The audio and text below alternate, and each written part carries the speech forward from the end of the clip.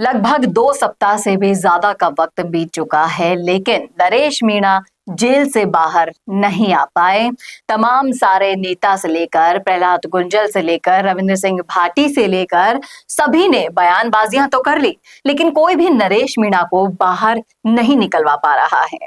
अब नरेश मीणा कब बाहर आएंगे ये तो अभी भविष्य के गर्भ में छिपा है, लेकिन जब भी जेल से बाहर आएंगे तो क्या होगा उनका भविष्य, बताने वाले हैं आपको सब कुछ डिटेल में इस वीडियो में, इसलिए बने रहेगा आखिर तक हमारे साथ। नमस्कार, मैं हूं चेतना शर्मा। आप देखना शुरू कर चुके हैं संवाद भारत का भारत के लिए, और इस मुद्दे पर बातचीत करने के लिए मेरे साथ मौजूद है हमारे editor in chief Varun Bhansali जी।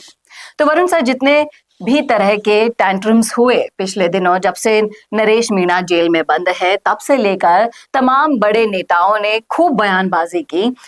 रविंद्र सिंह भाटी से लेकर राजकुमार रोड से लेकर प्रहलाद गुंजल तक, जिन्होंने अभी समरावता का दौरा भी किया और कहा कि हर संभव कोशिश करेंगे, लेकिन अभी तक कोई भी उन्हें जेल से बाहर नहीं निकलवा पाया है।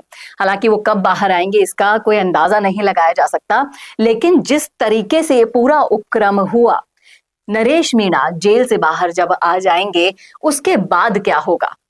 देखिए, समझने वाली बात यह है कि भविष्य के गर्भ में क्या रखा है वो तो हम बता नहीं सकते, लेकिन राजनीति को अगर एनालिसिस किया जाए, नरेश मीणा को अगर समझा जाए, उनके पास्ट घटनाक्रमों से उनके भविष्य को अगर समझा जाए, तो ये साफ है कि सरकार जितने ज्यादा दिन उनको जेल में रखेगी, उनके बाहर आने के बाद उतनी ही बड़ी आग लगेगी। ये बहुत ही सिंपल बात है, क्योंकि यहाँ क्रोध में, यहाँ ज्वाला में केवल नरेश मीणा नहीं है, उनके कई सारे समर्थक भी हैं, और इसलिए इन सारी चीजों को सोचना, जानना, देखना पड़ेगा।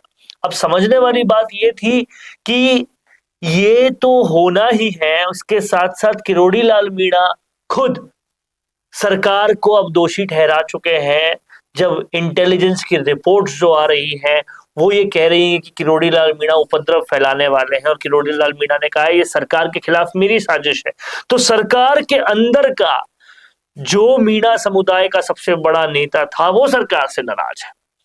सरकार के बाहर का जो मीणा समुदाय का दूसरा ऐसा नेता है जिसको भी लोग अच्छा खासा फॉलो करते हैं, वो भी सरकार से नाराज भी है, और सरकार उसके साथ शोषण, एट्रोसिटी भी कर रही है। हालांकि जो उन्होंने किया उसकी सजा तो ये थी, लेकिन वो जितनी ज्यादा चलती जाएगी, समाज उसके लिए ऐसा ही सोचता जाएगा, और ऐसे में कहीं ना कहीं बीजेपी के पास डिफेंड करने वाला मीणा समाज से कोई नहीं बचेगा, सब अटैक करने वाले ही बचेंगे।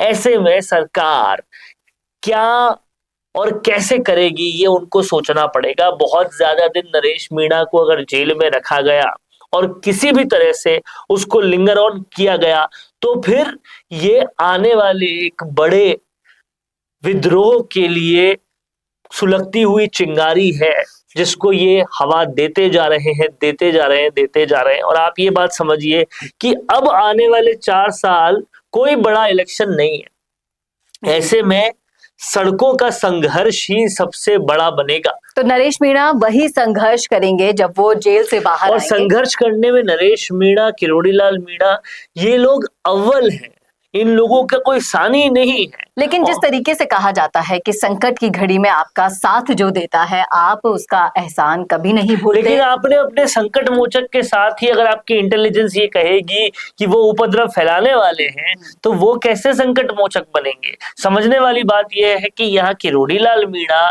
सरकार से नाराज है, किरोड़ी लाल मीणा के समर्थक काफी वक्त से सरकार से नाराज है, और अब वही सरकार नरेश मीणा को भी ज्यादा से ज्यादा दिन जेल में रख रही है, समर्थक आग बबूला होते जा रहे हैं।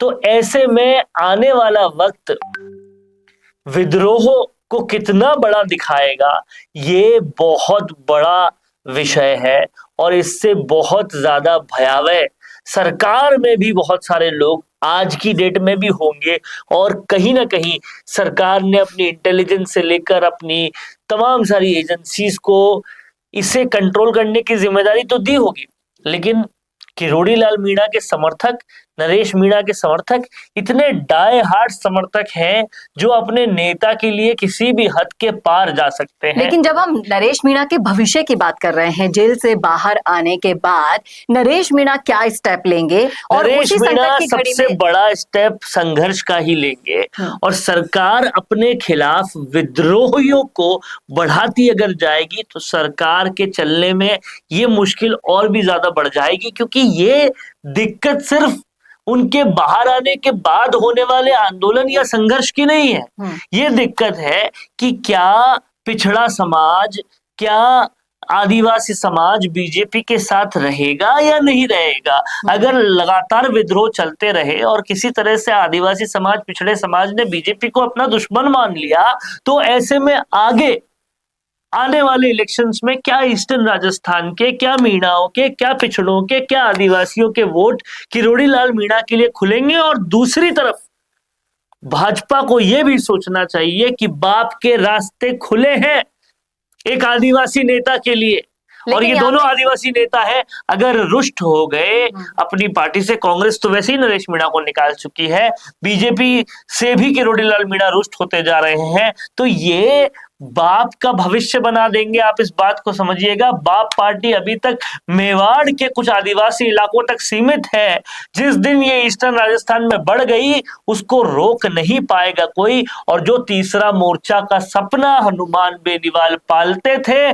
उससे बड़ा भी आदिवासी करेंगे और उसे और ज्यादा जबरदस्त ताकत भी आदिवासी देंगे। और अगर ऐसा हो गया तो फिर राजस्थान से भील प्रदेश बनाने का सपना बहुत जल्दी पूरा हो जाएगा। क्योंकि आप इस बात को समझिएगा, राजकुमार रोज समेत जो दूसरे मेवाड़ क्षेत्र के नेता हैं, उनको ताकत अगर ईस्टर्न राजस्थान के उन तबकों के नेता ने कर दी, दे दी, जो ऑलरेडी पूरा का पूरा ईस्टर्न राजस्थान पानी की समस्या और कई समस्याओं से बहुत लंबे वक्त से ग्रसित है, तो वहां के लोग अंधा समर्थन करेंगे। और जब ये समर्थन होगा, आप इस बात को समझिएगा, देखा है सबने, साक्षी रहे हैं सब उसके, कि किरोड़ी लाल मीणा को जब मुख्यमंत्री, उप मुख्यमंत्री का पद नहीं दिया था तो किस तरह से समर्थकों ने बीजेपी कार्यालय के बाहर अपना विरोध दिखाया था, कैसे सोशल मीडिया पे उन्होंने अपना विरोध दिखाया था।